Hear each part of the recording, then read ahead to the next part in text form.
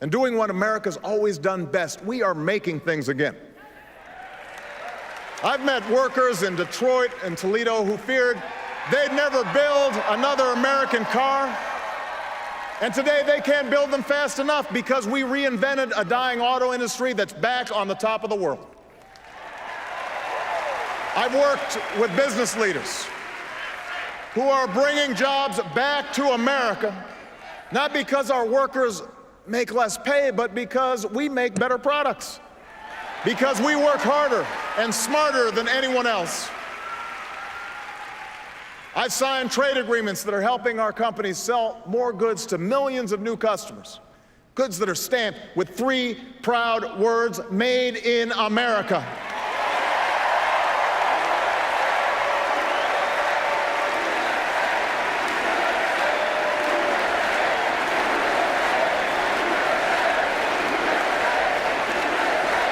And after a decade of decline, this country created over 500,000 manufacturing jobs in the last 2.5 years. And now you have a choice. We can give more tax breaks to corporations that ship jobs overseas, or we can start rewarding companies that open new plants and train new workers and create new jobs here in the United States of America.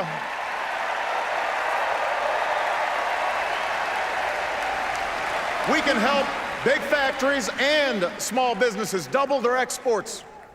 And if we choose this path, we can create 1 million new manufacturing jobs in the next 4 years. You can make that happen. You can choose that future. You can choose the path where we control more of our own energy. After 30 years of inaction, we raised fuel standards so that by the middle of the next decade, cars and trucks will go twice as far on a gallon of gas.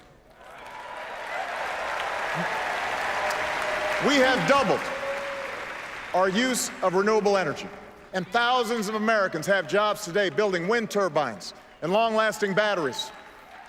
In the last year alone, we cut oil imports by 1 million barrels a day, more than any administration in recent history. And today, the United States of America is less dependent on foreign oil than at any time in the last 2 decades.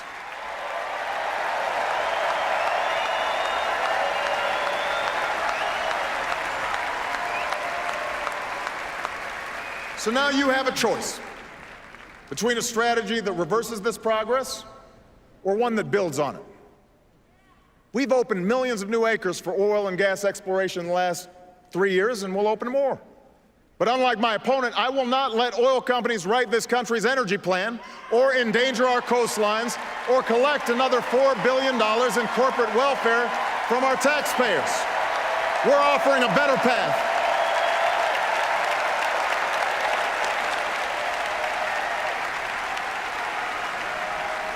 We're offering a better path, a future where we keep investing in wind and solar and clean coal, where farmers and scientists harness new biofuels to power our cars and trucks, where construction workers build homes and factories that waste less energy, where we develop a 100-year supply of natural gas that's right beneath our feet.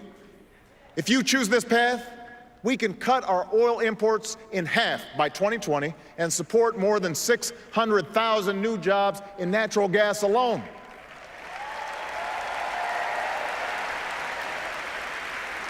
And yes, my plan will continue to reduce the carbon pollution that is heating our planet, because climate change is not a hoax. More droughts and floods and wildfires are not a joke. They are a threat to our children's future, and in this election, you can do something about it.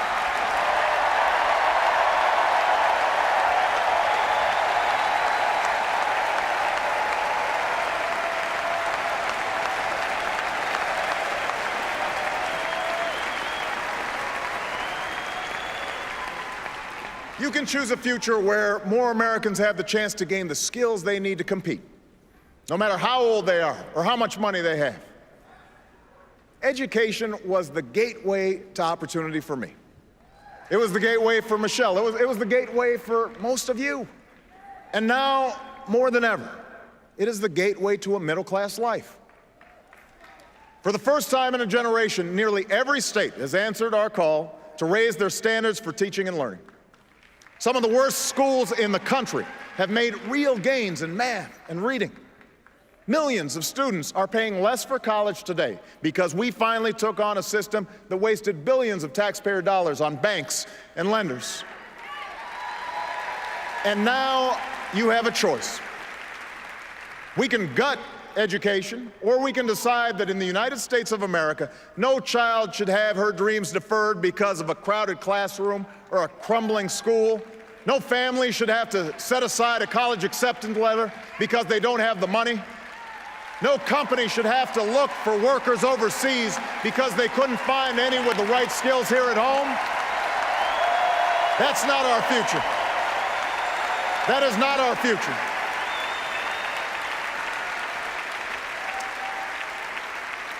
The government has a role in this, but teachers must inspire, principals must lead, parents must instill a thirst for learning, and students, you got to do the work. And together, I promise you, we can out-educate and out-compete any nation on earth. So help me recruit 100,000 math and science teachers within 10 years and improve early childhood education. Help give 2 million workers the chance to learn skills at their community college that will lead directly to a job. Help us work with colleges and universities to cut in half the growth of tuition costs over the next 10 years. We can meet that goal together. You can choose that future for America.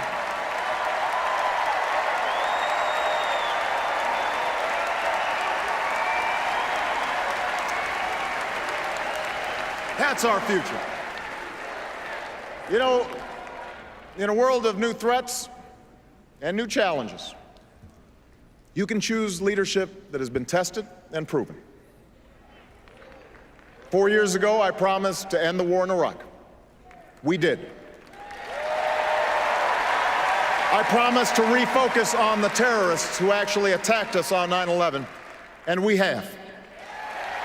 We've blunted the Taliban's momentum in Afghanistan, and in 2014, our longest war will be over. A new tower rises above the New York skyline. Al-Qaeda is on the path to defeat, and Osama bin Laden is dead.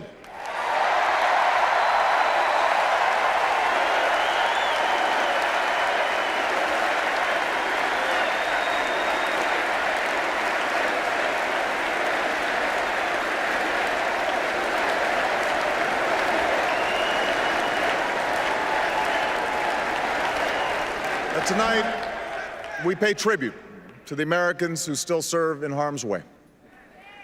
We are forever in debt to a generation whose sacrifice has made this country safer and more respected. We will never forget you. And so long as I'm Commander-in-Chief, we will sustain the strongest military the world has ever known. When you take off the uniform, we will serve you as well as you've served us, because no one who fights for this country should have to fight for a job or a roof over their heads or the care that they need when they come home.